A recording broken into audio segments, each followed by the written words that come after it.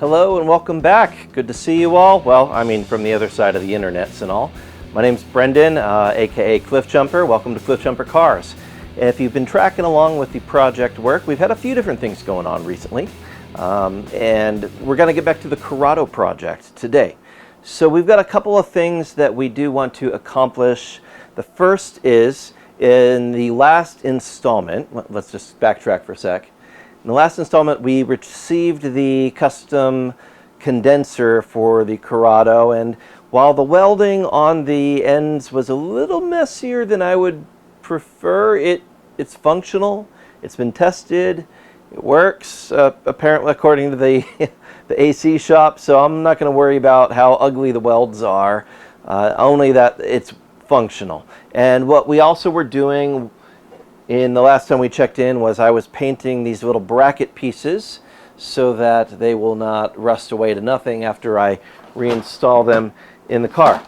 So what we're going to do today is reinstall the brackets on the condenser, which is sitting over there, and because it is like 1,000,000 degrees outside, we're going to do the work inside. So I'll clear off my work area here and we'll do that inside. So we'll get that all matched up, get them reattached, and I also have the replacement receiver dryer. So this, when I had a G60 Corrado, I went through like 7 superchargers. They were my kryptonite in that Corrado. They just explode because, well, frankly, I abused them, and so they exploded. But G60 is like a grenade. You never know when it's going to go off. You do know that it will at some point. And apparently my kryptonite in the VR6 Corrado has been receiver dryers, because I've gone through a few of them, installing them improperly or just having a hard time. I want to show you something here. If you look on the end of these, you're going to notice that the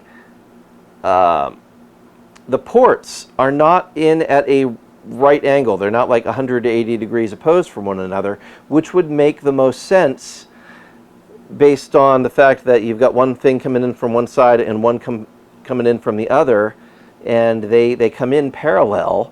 But the receiver dryers are all machined with the fittings at a slight angle, which is really one of the most annoying things I've ever seen when it comes to automotive construction for such a stupid piece like this. So I don't know if it was just a mistake in somebody's paperwork eons ago when they were putting the specs out to the manufacturers to make these things like this or what, but it is highly annoying because you can get one threaded in perfectly and the other's got to come in at a slight angle, but the hose itself, the metal hose, is not at an angle. It's coming in perfectly straight. So you've got to bend stuff to get it to go in and thread correctly. So what we're going to do to try to get around this problem is, here is said hose. We're going to thread in the one that's on the actual condenser, get it mounted in place. And then without dripping too much refrigerant oil all over the place, I'm going to thread in the other one here, which kind of loops around and connects kind of like that, but different orientation in the car. And we're just going to try to get that all connected with both of those not in the car. And then assuming that I get them threaded nicely, so fingers crossed on that, then I'll take the complete assembly and mount it in the car with fresh O-rings, and we should be in good shape to then vacuum out the system again. And assuming that all that goes spectacularly, we'll be able to charge the system up. Now, I can take a couple of approaches with the system charging thing. The first one is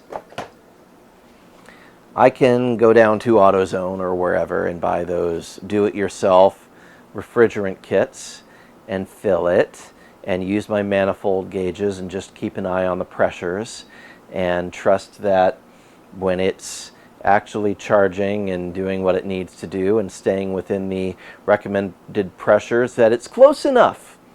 And I could do that. Or I could call my friend Tracy, who is a professional automotive tech who deals with AC and has the the scale and the refrigerant, the R134A, to measure the exact amount that my system needs and put that in, which, you know, I'm a believer at this point. I've taken this system apart so many times in the past number of years that I've had the car and put it back together. I really would like to have it just be once and done at this point in time and not be monkeying with it being close but not exact. I don't want to overpressure it and blow something out. I really want it to just work at this point. So it is May, and we're still in the middle of this coronavirus thing, although today is May 8th, and the state of California has officially gone to stage 2 or phase 2 of our reopening. So a lot of businesses are now open and able to receive customers, and so that's good, that's hopeful, and I definitely am more optimistic about such things. So I'm hoping that we're on the upward curve, that things are going to go well and not then hit a second giant peak of COVID explosion and society collapses into chaos. But I am looking forward to being able to go to Cars and Coffee and many car events. There's at least one car event for this summer that has not been canceled yet, Dubs on the Shore, which is in the end of July. So I'm hoping that, fingers crossed, that won't get canceled. We'll still have that event, and I'd like to be able to drive the Corrado to it and have working AC in the middle of the summertime here. So I'm going to take the time, try to get it done right. So I'm going to do my part here to put this all together, try to put it together right, vacuum the system out, make sure that it's actually holding a vacuum. Then I'll phone a friend, and I'll bring in my friend Tracy, and we'll go ahead and charge the system up, and hopefully that all works the way it's supposed to. Now, the other thing that I can be working on, which is another project, there's a lot of little things that the Corrado needs. My steering wheel, which I wrapped the leather for that myself, and a number of years ago I was very proud about this. I think I had just had surgery, and I had a lot of hours on my time to just sit and recover, and so it took about 7 hours for me to stitch the leather by hand onto my steering wheel. I've got one of those old, pretty rare Momo steering wheels that was made specifically for New Speed. So it's period correct for my car. It was sold in the early 90s, and there aren't a lot of them out there. So I'm trying to keep it in nice shape, but I stitched the leather myself. The leather itself is still in great shape, but after 150,000 miles of me driving it, the stitching is coming off. So I'm going to redo the stitching on that, and that's going to be maybe a warm-up for me of getting used to needle and thread for leather, because I'm also at some point soon going to restitch the leather on my R32. And again, the leather itself is in great shape, but the stitching is starting to separate, which is a problem with a lot of old Mark IV R32s. And if you have a Corrado with leather, you may also see the seams coming apart on the leather as well. So the leather gets tighter and tighter with the passage of time. It pulls apart those seams, and if you condition your leather really well, you should be able to get them back together with some fresh stitching. It's kind of like, which is the weakest link here? Well, I know the leather is in decent shape on my R32, just as it is on my Corrado steering wheel. So I'm going to go ahead and restitch that. So a little bit of needle and thread work coming up. It's kind of a do-it-yourself thing that you could do, and I'll film that as well.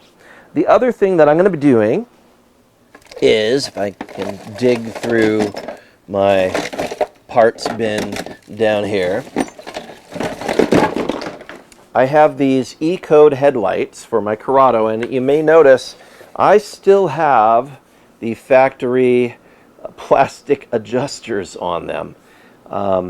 They are really prone to breaking. They get brittle over time. Mine are fairly fresh, and you know, they haven't yellowed, they haven't gotten brittle yet. Yet is really the operating word here. And I happen to have spares of these plastic pieces. So one of the things I'd like to do before I put the car all back together is install the Phoenix Engineering machined metal pieces that replace all these plastic pieces that get brittle.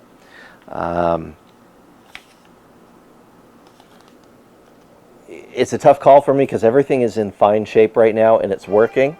Oh, look, the Empire is calling. So anyway, while this is in decent shape, it's a little counterintuitive because I don't want to break it all apart, but now is the best time to take it apart while it is easy to come apart and put on the machined aluminum pieces. So I'm going to go ahead and do that, and I'll do an installation video for that as well while I've got these apart and in decent shape. I also got notice this past week that VX Tuning has finished the molds of their replacement lenses for these E-Code headlights, which are very, very rare. I went ahead and pre-ordered them over a year ago, and I've been waiting this whole time for more people to jump in and pre-order them so that they'd have enough financial incentive to go ahead and make them.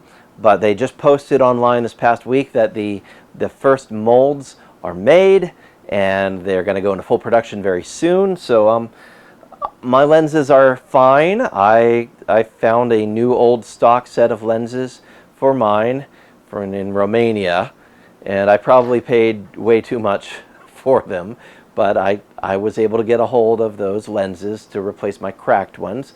Again, a year and a half, 2 years ago or something, somebody very nicely drove into me and smashed that headlight while I was going into SoCal Euro at Qualcomm Stadium here in San Diego, and that started a whole string of events of me having to source a lot of different hard to find parts for the Corrado, including the radiator core support and the fender, and yeah, it was just a pain in the neck. So anyway, got all that stuff, got the car working, got it back together, was able to bring it to the last SoCal Euro event, where we had Volkswagen of America had the Corrado Corral celebrating 30 years of the Corrado, which was awesome. I really like that. So anyway, I got these pieces.